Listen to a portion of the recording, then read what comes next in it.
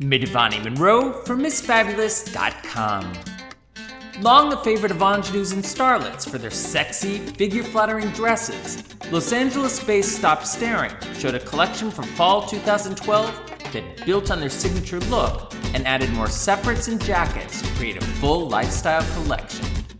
We sat down with founder and designer of Stop Staring, Alicia Estrada, to talk about the gorgeous collection she presented for fall 2012. We are at the Stop Staring Studios with designer and founder of Stop Staring. She just had her show for fall 2012 at Style Fashion Week LA. After seeing the show, I have now seen, this is your third show I've seen. Oh, and you saw all three of them. Yes, and it was beautiful as always. Thank you. But it was also a lot more complex than usual. There were a lot more separates, jackets, a lot more mix of fabrics. I saw houndstooths, I saw plaids. What was driving all of that this season?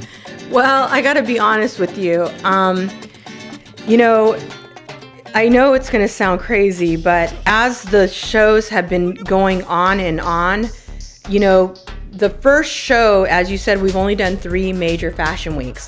So even though Stop Staring has been around for 14 years, technically we've only done 3 major fashion shows, the 3 that you've seen. Right. So as time goes on, you kind of live and learn. And the first show I realized, wow, I didn't really put a collection. I'm glad that it was well received, but it wasn't completely a real collection.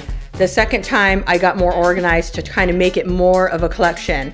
And the third time I realized, you know what? It would be better not to just make it all one cohesive collection, like with one theme, like one, oh, let's do all plaids or let's do all black, you know?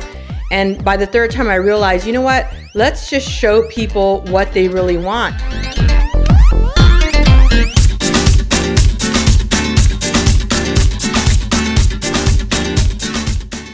Really, what the celebrities and press and the buyers have been showing me for years and years and years is that they want collections, but they want a variety. So I thought, fall, winter, let's do those beautiful plaids, you know, laces. Who doesn't want a beautiful lace for holiday, you know?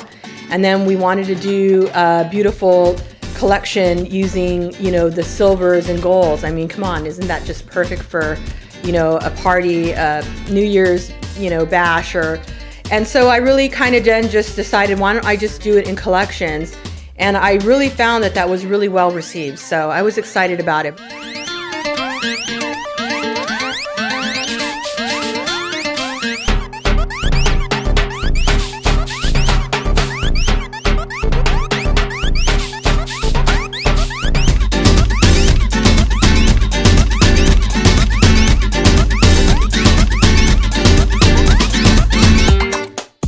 Even though it was overall inspired by Mexican film noir. Which I was just going to ask you about. The inspiration, from what I understand, was the golden age of Mexican cinema. And I wanted you to talk to us about that and what that meant to you and how you translated that into this collection. Well, the golden age of Mexican cinema, which translates in Spanish to Época de Oro, is actually really like, while us Americans here in, you know, Hollywood were creating our versions of film noir in the 1940s, 1930s, across the border in Mexico, they had their own, you know, movies that were black and white movies with these beautiful starlets. And of course, they called it the Época de Oro, which is, you know, the golden age of, you know, film noir in Mexico. And they had these great, beautiful Mexican beauty actresses like Dolores Del Rio, Maria Felix, Lupe Velez. Those were 3 of the most beautiful starlets of that era. And I wanted my collection to really, you know, take its inspiration from film noir in Mexico. I'm actually a Mexican American. I was born and raised here in Los Angeles, California, but my roots are Mexican. Right. My mom was born in Mexico. My father's roots are from Mexican, even though he was born in Texas. So my family is all, you know, goes back to Mexico. And I just thought, wouldn't it be such a great way to create a collection inspired by Mexican film noir and those beauties and the way they wore their hair and makeup. And so I figured, even though it was subdivided into collections like a plaid collection, you know, a gold and silver collection, or a lace collection, it all had the film noir aspects of Mexican cinema.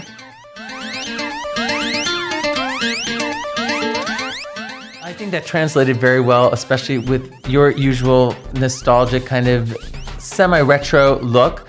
I think it translated very well. When you were choosing the colors, was that influenced also by the film noir as well? Yes, you know, obviously when you look at a black and white movie, you can't really tell what colors they're wearing.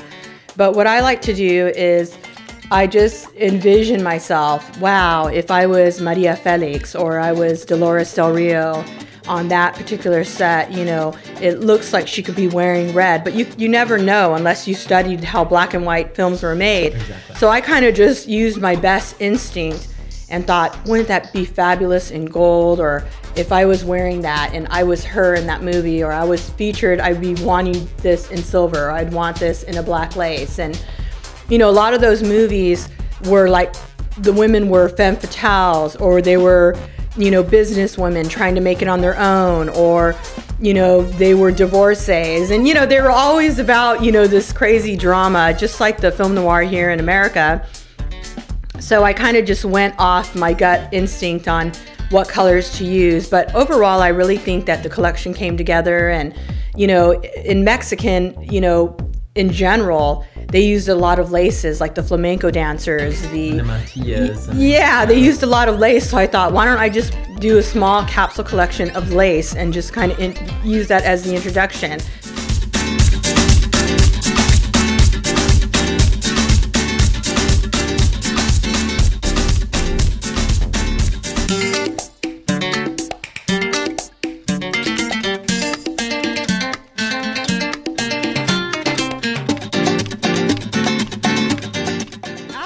As it came out, I began to realize, hey, this looks really great, but you don't want to do everything lace. That would be ridiculous.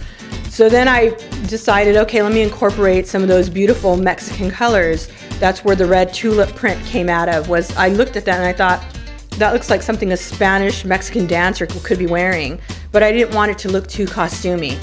And then from there, I went into the plaid collection because, you know, you often see those actresses when they're not in their day-to-day, you know, long gowns and they're not actually on set, they're wearing like plaids. I mean, back in the 40s, that was really big, were plaids and houndstooths and, you know, the window pane. And I just thought, hey, why don't we include some of that? And that's perfect for winter. So as, you know, time went on, I was just kind of playing with the idea of film noir. All the while, I'd be like, I could totally see Maria Felix wear like this window pane plaid with a different plaid right on top of it. And I kind of just like intermixed things and, you know, really thought about the inspiration. But overall, I just had a lot of fun with it.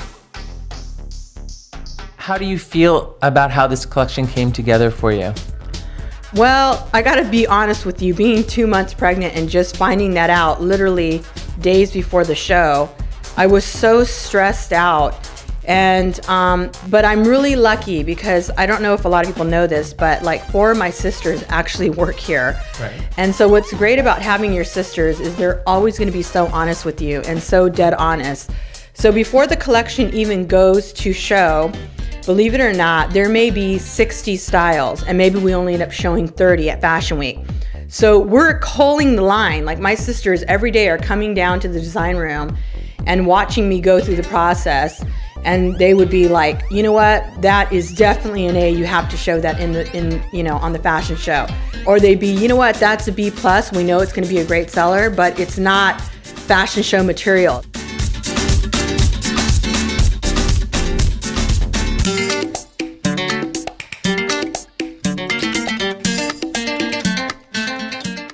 You know that runway piece, the finale dress? Right.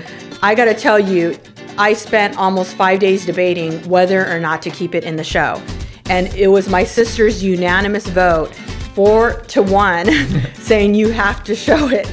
To be honest with you, I loved the dress. It's not that I did not love it. I designed it, I fell in love with it.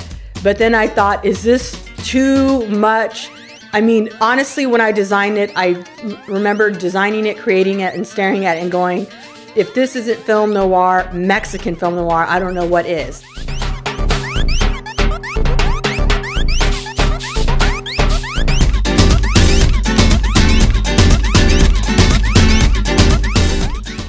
Well, congratulations on your new expecting family member, as well as congratulations on another beautiful line. And I'm looking forward to season 4 with you as well. Thank you very much. I really appreciate it. Thank you.